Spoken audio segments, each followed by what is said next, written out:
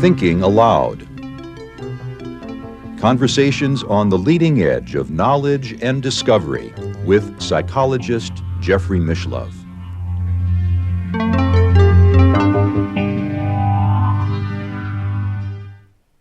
Hello, I'm Jeffrey Mishlove. Today, we'll be exploring the reality and significance of magic.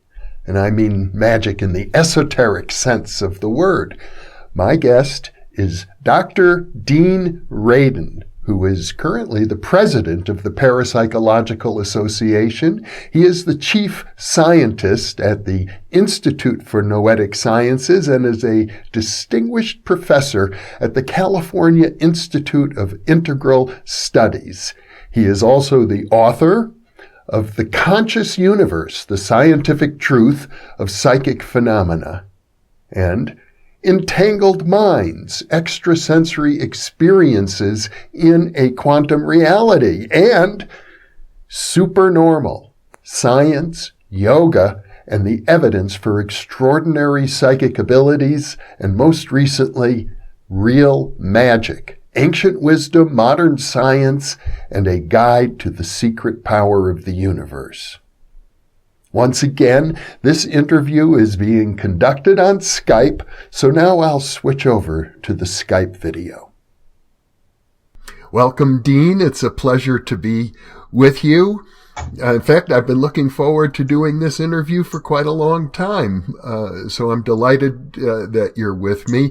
I know in your book, Real Magic, you start out with a very striking statement that caught my attention, which is that you've been researching magic, the esoteric forms of magic, for 40 years, but it was only in the last year that you realized it. Yeah, that's strange, isn't it? Yeah. I guess that was probably a bit overstated in that I always knew there's a relationship between magic and psychic phenomena, but I really never thought of it in that sense. Mm-hmm. We've been trained to ignore magic, but then I thought, well, I don't know, the relationship is so close that it's almost silly to ignore it. Well, in fact, in my experience, parapsychologists, at least certain parapsychologists, have been overtly hostile to the esoteric traditions. They often say we have nothing in common except this weak psi that we're both interested in, but we use the scientific method, and they obviously do not. Yeah, and they are the people who gave us science as we know it today. So the best example I can think of is Francis Bacon, who's probably the father of empiricism, who was very interested in these topics and even wrote about testing of what he called the force of imagination, which is what we'd call as psychokinesis today. Yeah. So this is deeply part of both science and psychic phenomena from the very beginning. Mm-hmm. Well, you report a very striking personal experience that I think really got your attention as to the nature of magic, and perhaps you could recount that. You mean the 4-part synchronicity? Yeah. Yeah. So this, I don't know that this is magic or not, because I don't actually know what magic is. For that matter, I don't know what psychic phenomena are either, except that they seem to be related in some way. So the synchronicity is that in the year 2000, when we started the Boundary Institute, Dick Schaup and I and a few others, Ed May was there, we were looking for a place to put our offices, and it was the height of the .com craze. And so within Silicon Valley, all of the prices and leasing rates were enormous. So we kept looking further and further away. We ended up in Los Altos, which is the suburbs of Silicon Valley, and found a nice office in an office complex and then rented that. So I forget how long it was, but maybe a week or two later, I was looking at the list of other kinds of organizations that were in the same the office park. And one of them said PsyQuest Inc., which I thought was, we all thought was an interesting synchronicity because, after all, we were involved in psi research. And this PsyQuest ink didn't say anything about what they did. And I passed the office, and it just said PsyQuest ink, and no one was in there. So I had assumed at that point that it meant something like personnel services or something of that sort, PSI.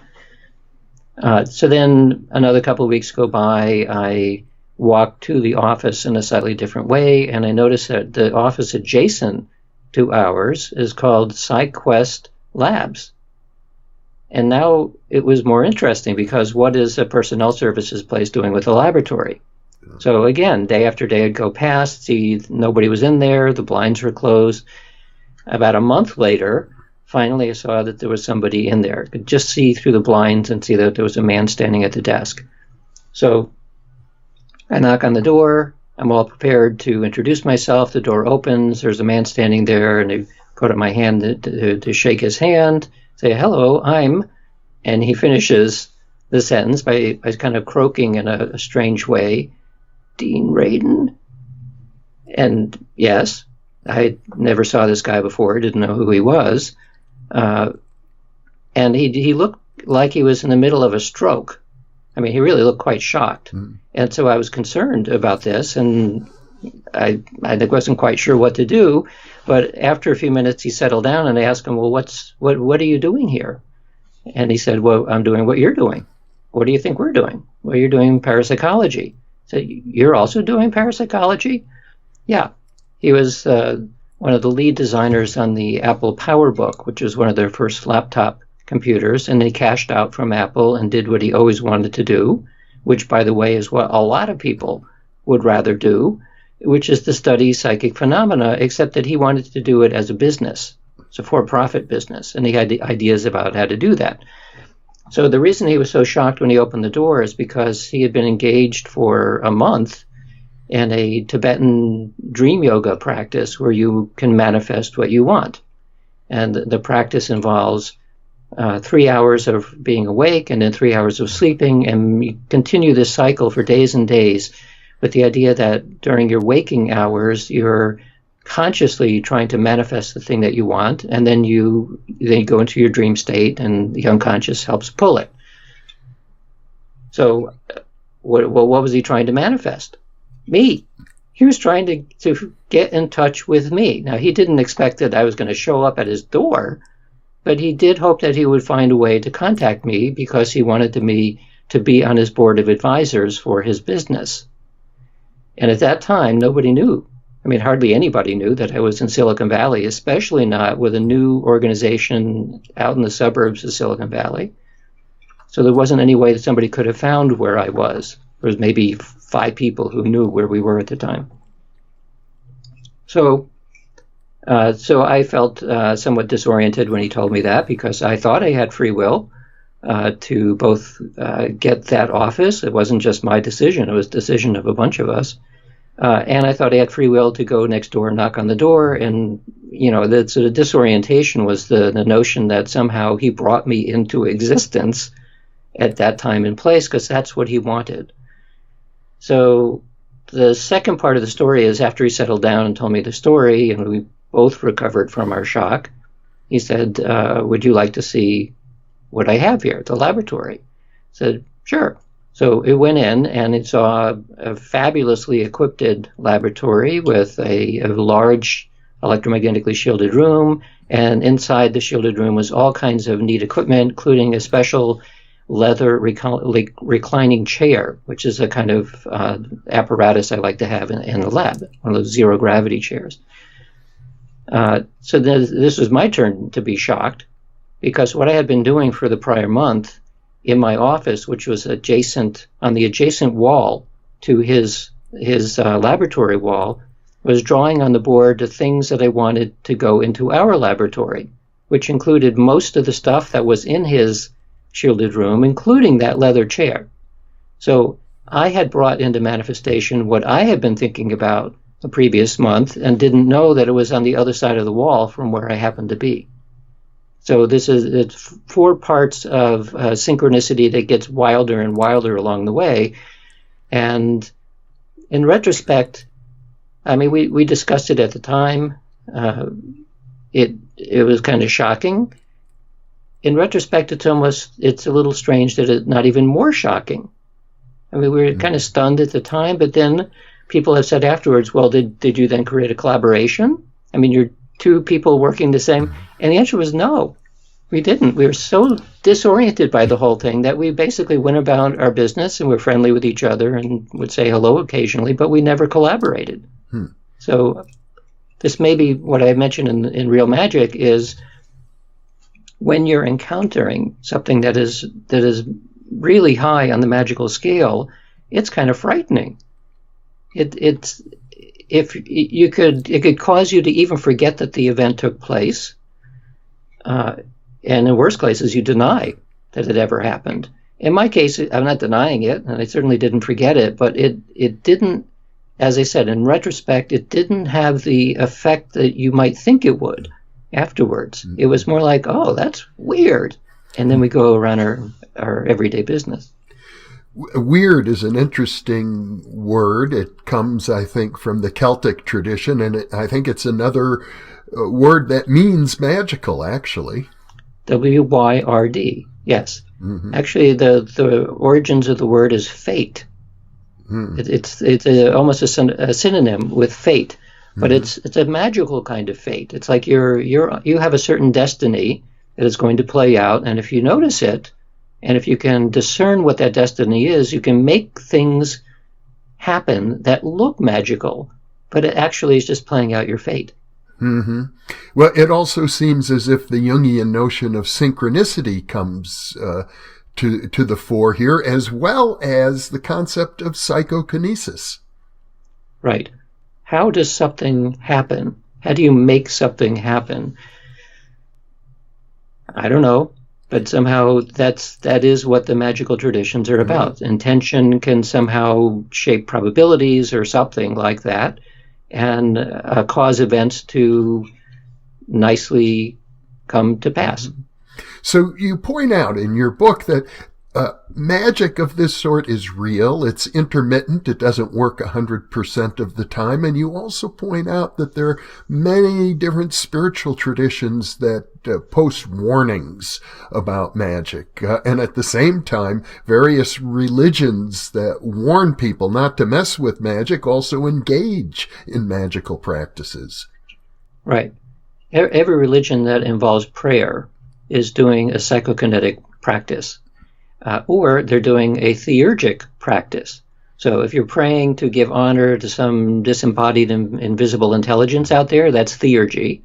If you're doing an intercession prayer or an intentional prayer for something to happen, that's psychokinesis.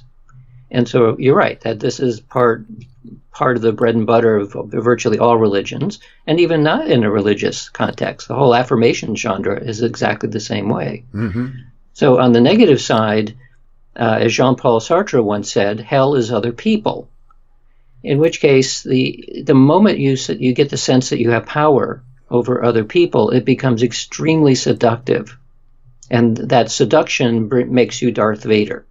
If you do something to override the free will of someone else, that's almost the definition of black magic. And that's what many religious practices and even just esoteric practices remind us, that if you try to or succeed in overwhelming somebody's free will, you will pay for it. Well, it's interesting to compare the scientific study of parapsychology, which if we include psychical research goes back to 1882, with the history of magic itself, which is actually much older, goes back at least to ancient Egypt, maybe 4,000 or 5,000 years, probably back to shamanism, even longer. So although the traditions of magic have not, to my knowledge, incorporated the scientific method, at least not very much. They have an ancient folk tradition, and there is a sense in which folkways are like science. You know, when things don't work, they get discarded, and when things do work, they become incorporated into a folk tradition. Yeah, so I would say that even the most ancient magical practices within shamanism were still a kind of empiricism.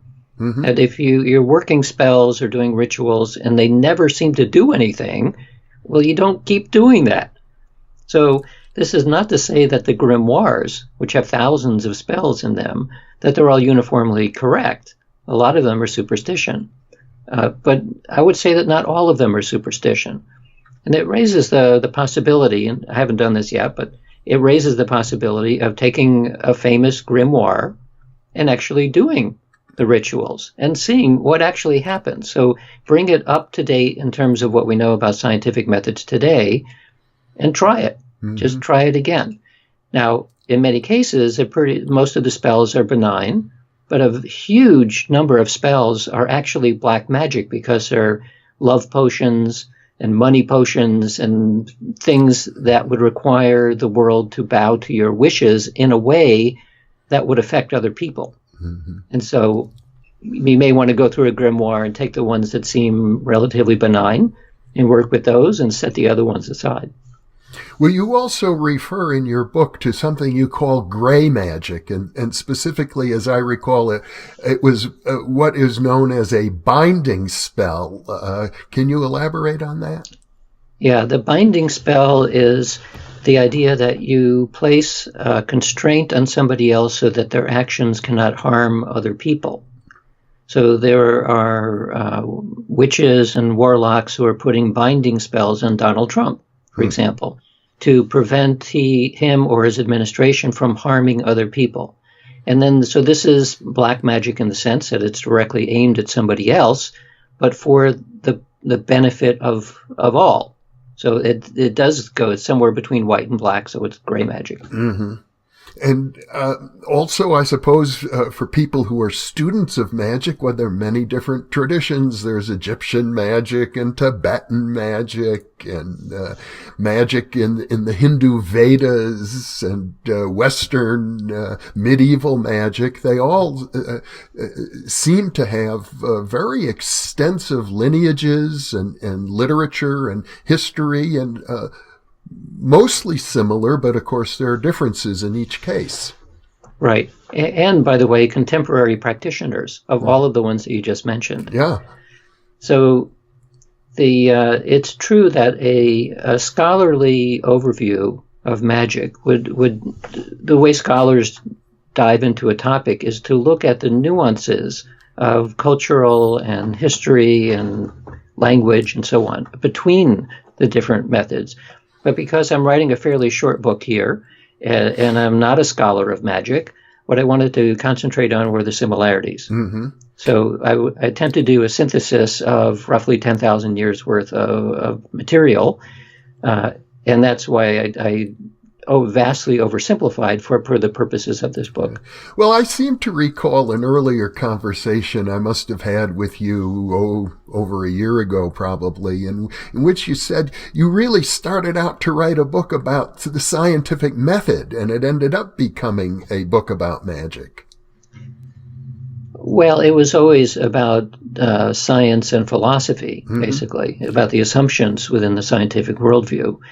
And this book is basically the Western esoteric version of my previous book, Supernormal, which is more about the Eastern esoteric traditions. So this is partially just rounding out the Western and Eastern look at it. But whereas I talked about the cities, as far as Eastern magic goes, in the Western tradition, it's more about what we would call Harry Potter type magic. Mm-hmm. Well, you have been doing parapsychology research for a long time. You've published, I have to say, you're probably up over 100 published studies at this point. And what can we say about how the findings of parapsychology inform our appreciation of the magical traditions? Well, if you categorize magical practice into three types, divination, manifestation, or force of will, and theurgy, and now you cast what we have studied in parapsychology against those, there's the perfect match.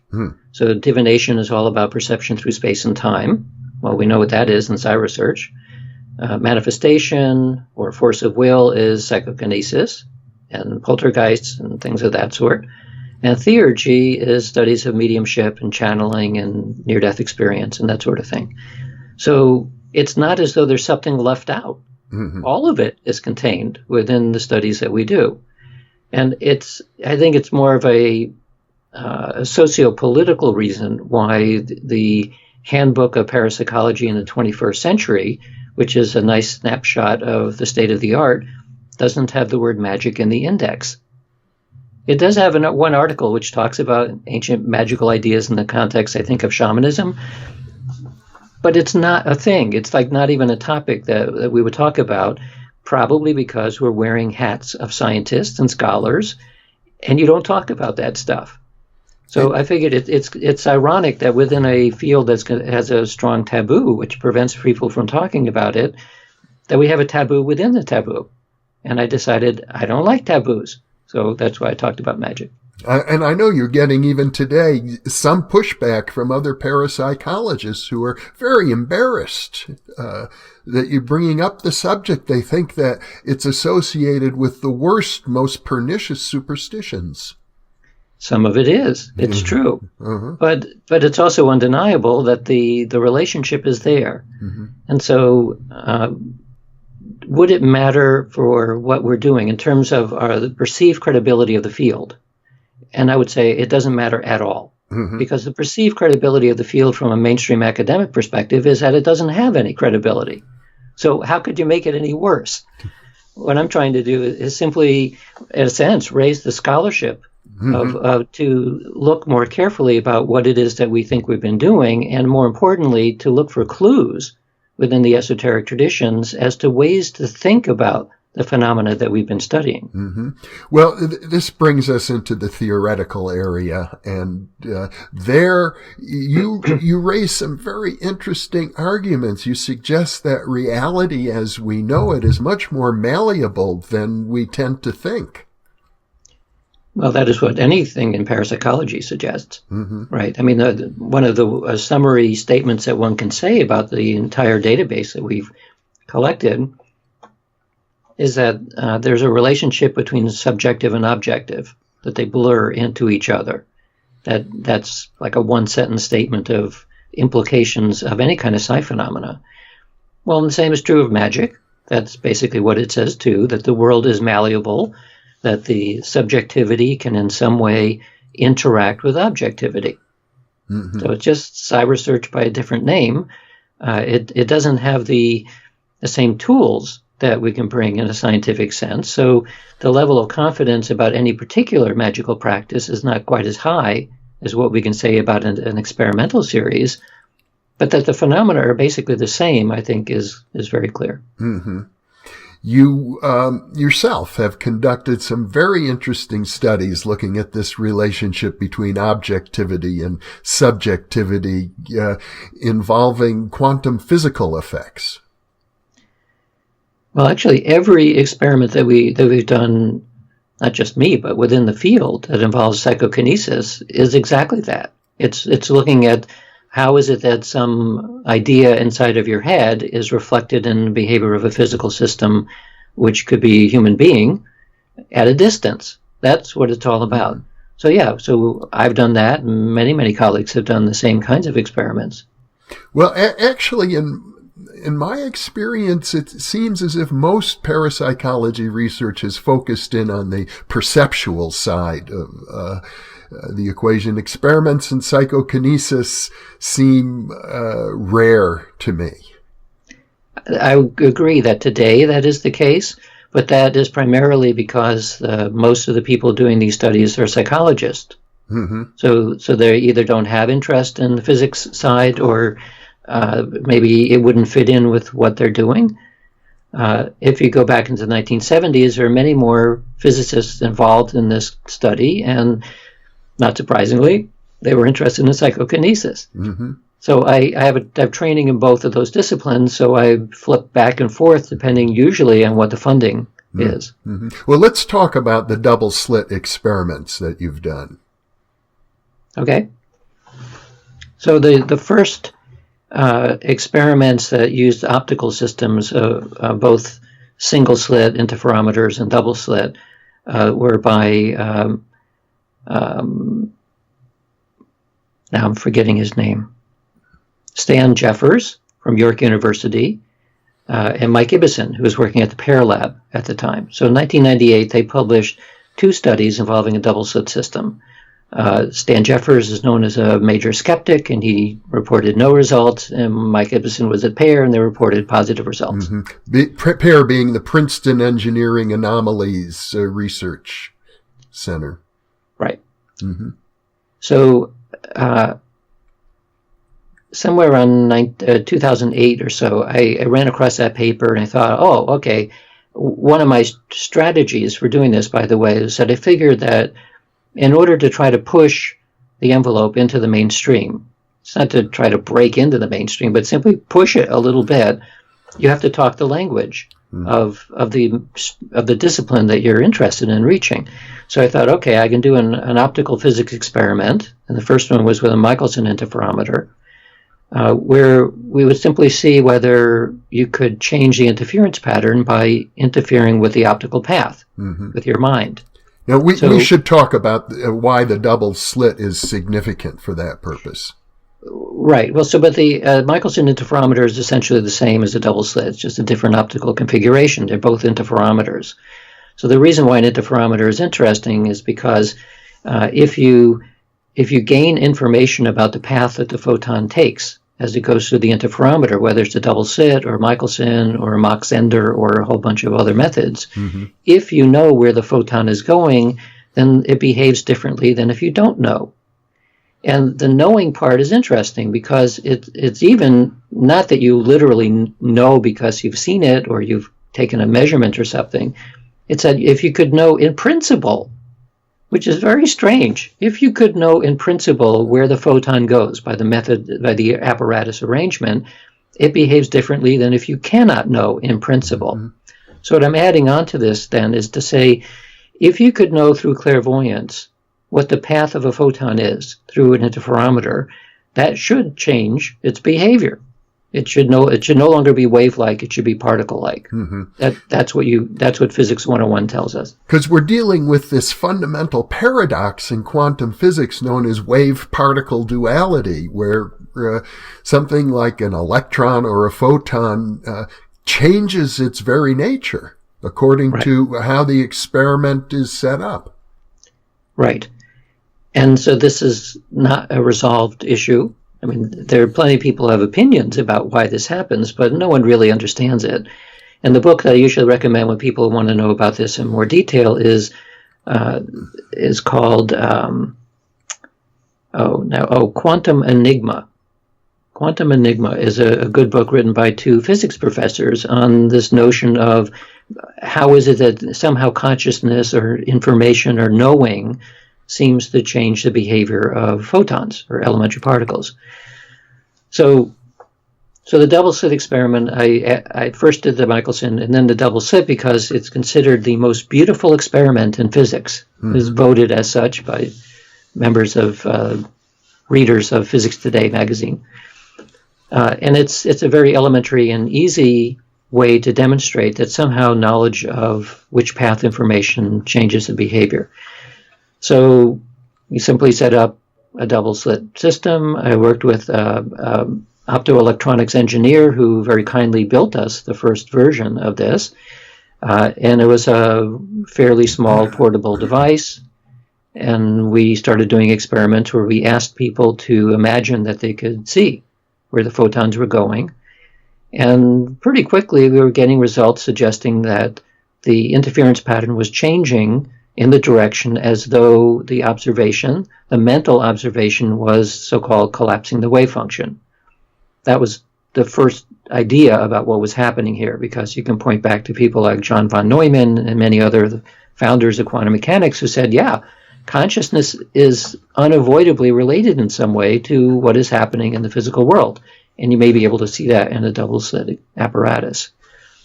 But after conducting 17 experiments, looking at with different interferometers, different lasers, different experimental ideas, including one series of experiments which use single particles, single photons, it became increasingly clear that it wasn't as simple as observation collapsing the wave function. Because if that was the case, you'd only get results that would go in one direction. Namely, you would only get more results that looked like particles rather than waves.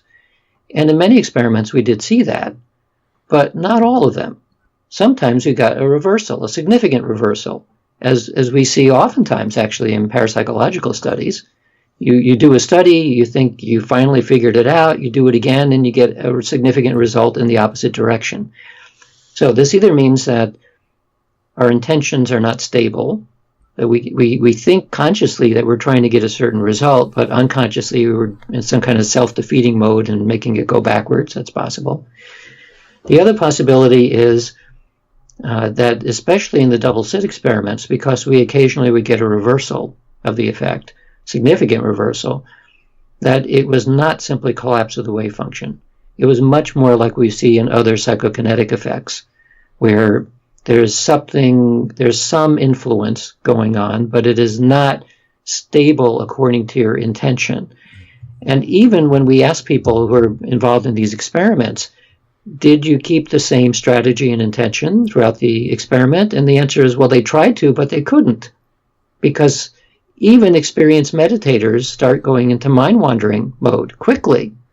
And so one of the consequences of that is that so oftentimes a meditator would say, well, you're giving a concentration period of only 10 seconds. That's way too quick. I can't get into that quickly enough. So I'd rather have like 5 minutes to kind of concentrate on it. And I said, no, I don't think so. Because we've done studies, these same studies with EEGs, and we can tell that their mind begins to wander within a matter of seconds. Yeah.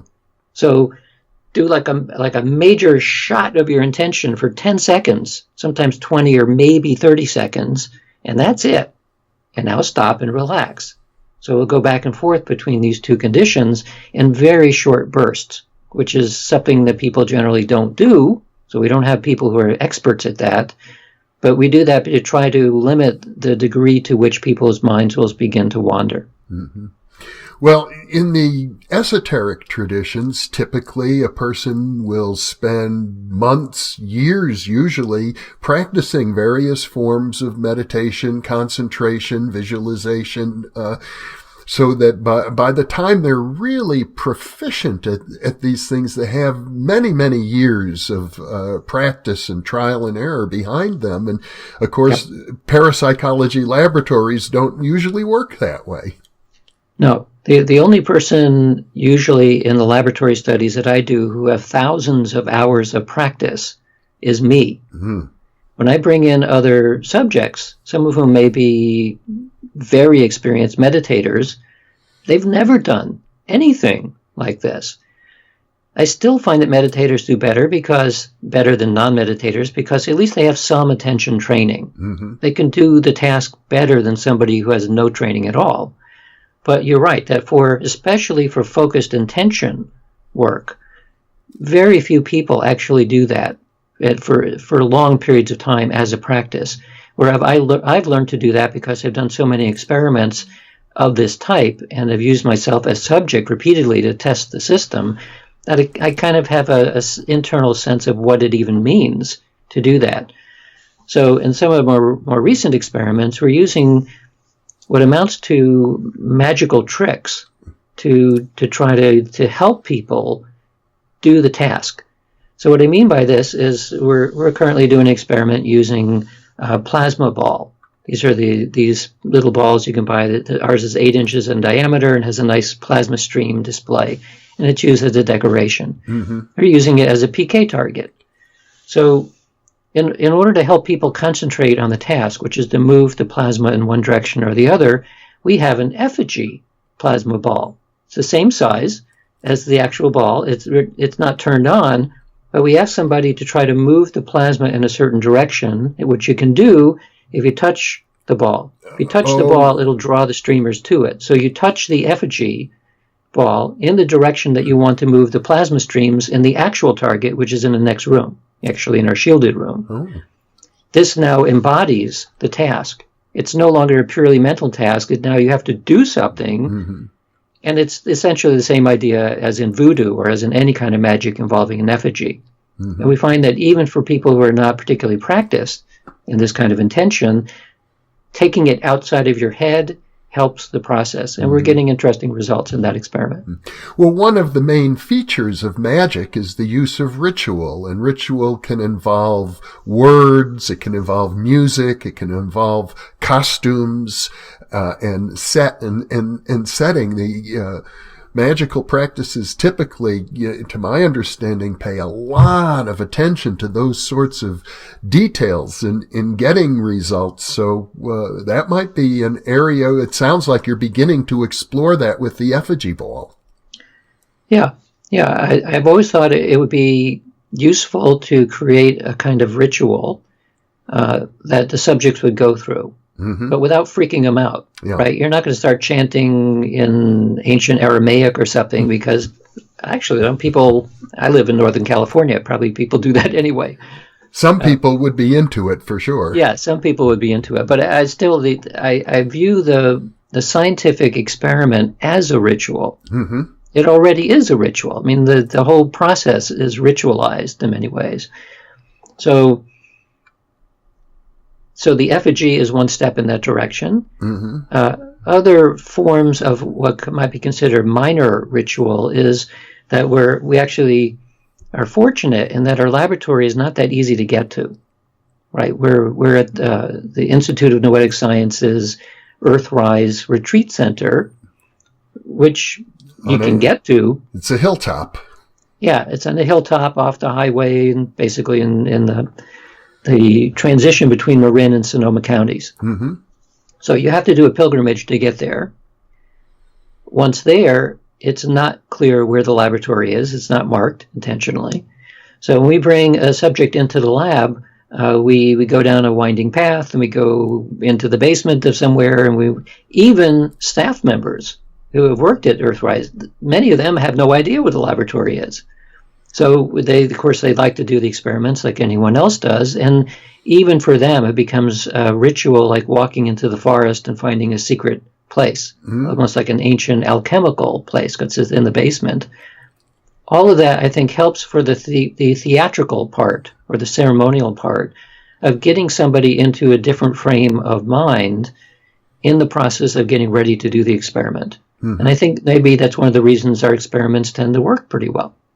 Well, one of the intriguing features of parapsychology is that some experimenters, such as yourself, have really good track records, and there are other experimenters who seem to have the opposite effect. Anytime they walk into the laboratory, things stop working.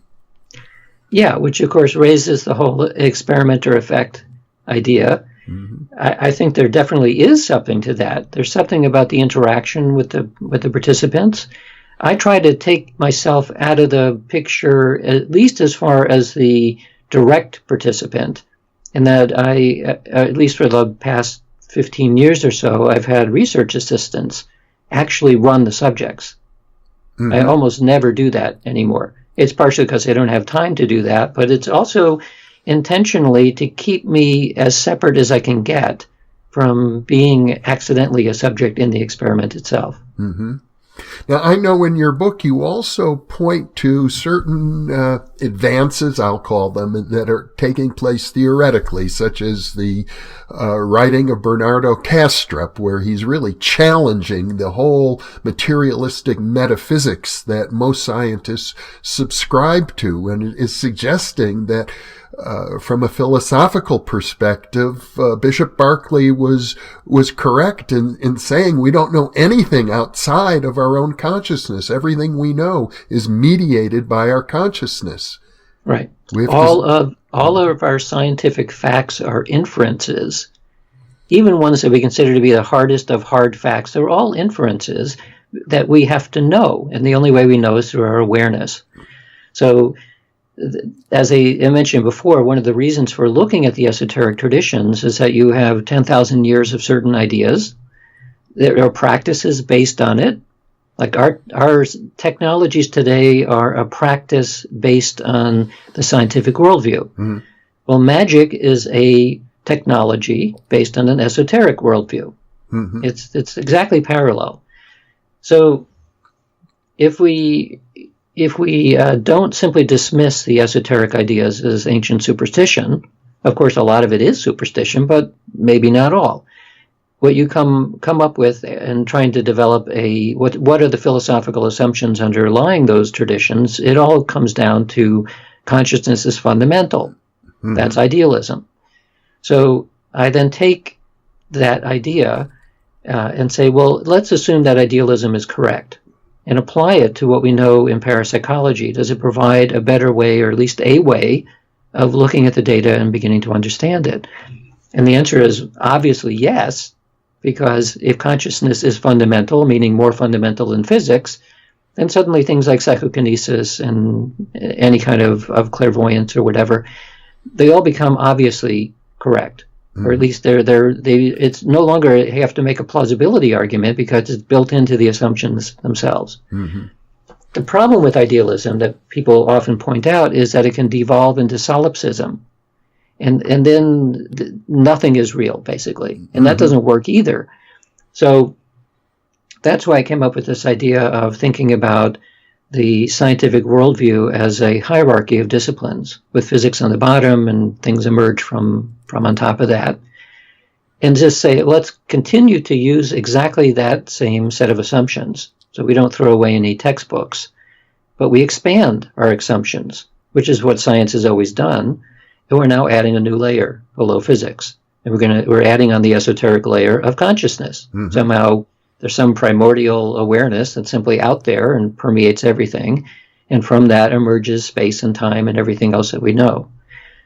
From that perspective, scientific materialism is alive and kicking. It is not going to go away, but it's now seen as a subset of a more comprehensive worldview, which includes something like idealism as a container of this special case, which we'll call materialism. So when you're referring to consciousness in this context, you certainly don't mean individual consciousness. Right. Or ego consciousness.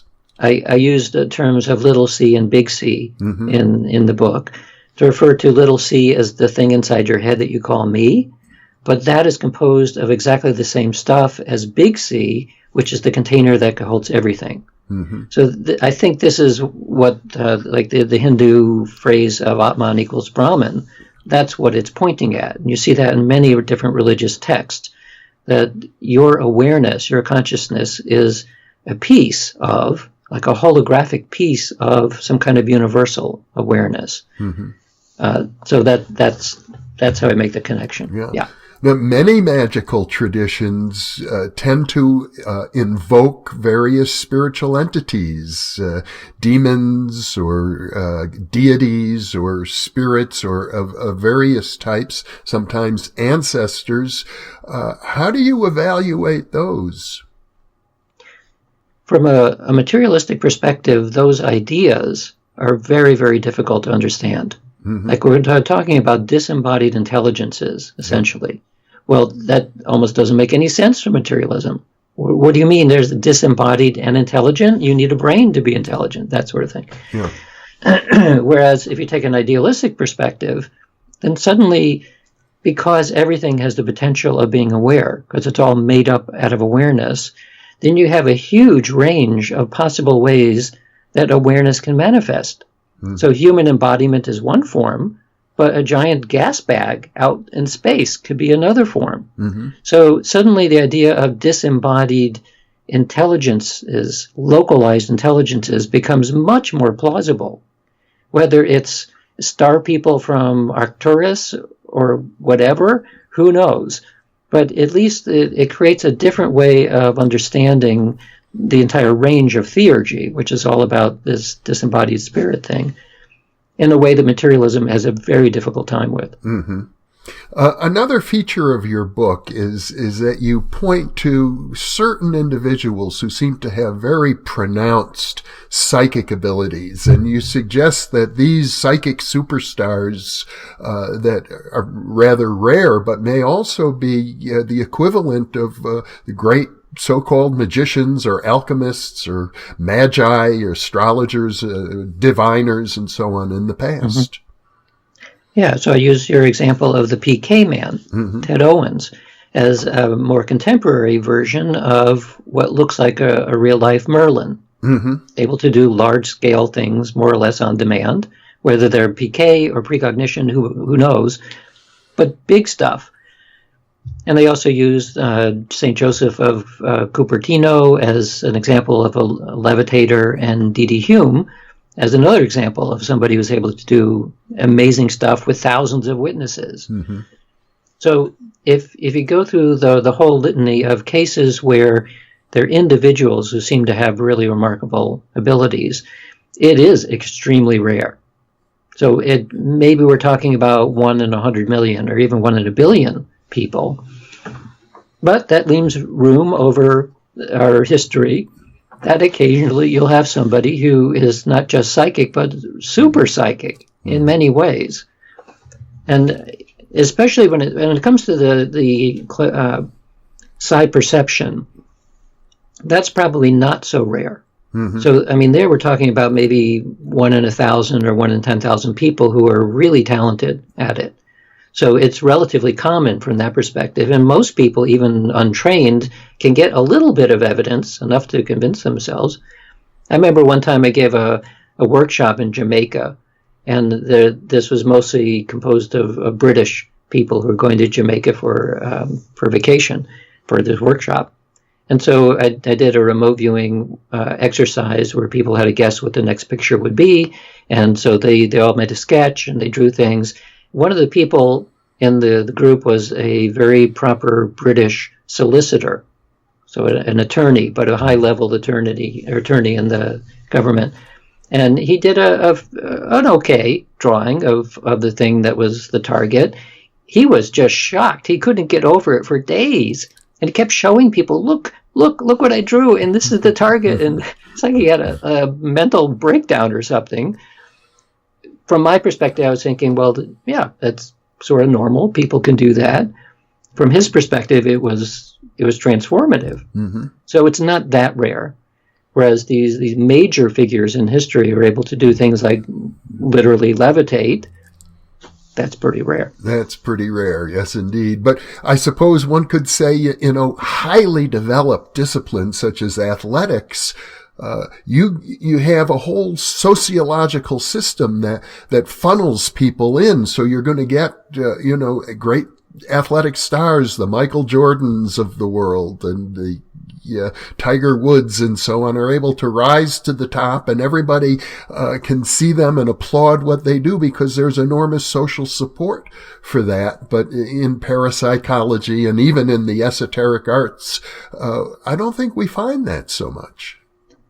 I think this is because when somebody does something that's strongly magical, people initially have a shock reaction, but then they fear it.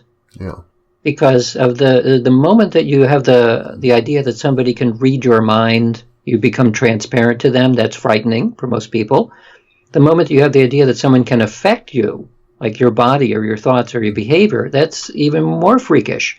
So most of these kinds of abilities tend to frighten people, and anyone who has those abilities, even to a relatively minor extent, if they can avoid becoming Darth Vader, they learn very quickly to not demonstrate it. So this, of course, is part of at least the magical traditions in the East, where you don't talk about the cities. In the West, it's also true that the sorcerers would work in secret. So part of it was the secrecy protects the nature of the intention, but part of it also is that it is dangerous to be seen as somebody who has these abilities. Well, and it's just as true today, I'm sure, as it was in medieval times. It's only about a little over 200 years since witches were burned at the stake here in the United States. And they still are elsewhere in the world today. Yeah. So it's dangerous. So because of people's fear. People's fear, right. So, of course, the witch burning is partially a social issue as well. I'm sure the vast majority of people who were burned as witches were not, in fact, doing anything like that. But the fear element is undeniable. Yeah. And in the case that you described at the beginning of our conversation of running into this fellow from PsyQuest, I believe was the name of his business, where he had deliberately endeavored to invoke your presence, and there you are knocking at the door. It could have been a wonderful opportunity for collaboration, but it became a missed opportunity, I suppose, because of various subconscious factors. Some of it may have been that, yes. Mm-hmm. I don't think I felt fear initially. It was more like disorientation. Yeah. I was thinking about, I thought I came here purely by myself, but apparently not. So there's a little of that. I think it was more a pragmatic issue of, we were in the process of raising funds, and he was in the process of raising funds in a very different way for a different purpose. So our directions as a nonprofit, we couldn't collaborate too closely with a for-profit because it would throw off our entire financial status.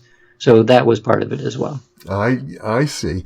Well, Dean Radin, it's been a real pleasure having this discussion with you. You're doing very important work for the field of parapsychology, and I'm sure you have more books to write and more research to do. So I hope we can have future discussions and keep up with all that you're doing as well. I'd be happy to come back. Thank you, Dean. It's a pleasure to be with you.